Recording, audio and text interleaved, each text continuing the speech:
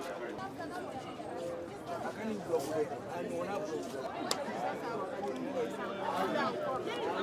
faut dire à des gens que tu as des problèmes.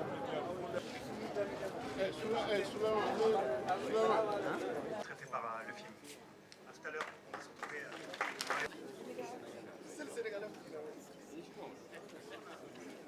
Comment tu vas? Ça va bien? Des tas de films parce que les gens sont passionnés, parce que c'est bien continuer. Je vais vous donner ma carte et si c'est possible de noter votre numéro. De presse que je lis fait état de la situation de ce problème-là, de manière à ce que la situation. C'est un film sur l'univers de la cocaïne et sur les effets politiques de ce trafic en Afrique de l'Ouest, plus précisément au Mali. La principale inquiétude, c'est que ça porte préjudice à la sécurité du pays.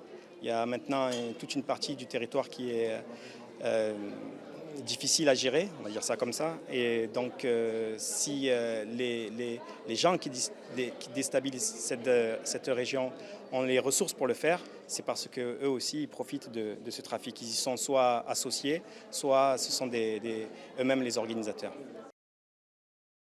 C'est un film sur une partie de la jeunesse africaine qui n'a pas eu accès à l'éducation, qui a des difficultés à trouver des emplois et qui, quand elle trouve des emplois, ce sont des emplois très mal payés, très difficiles à accomplir, donc qui est susceptible d'être tenté par les sirènes du trafic de drogue.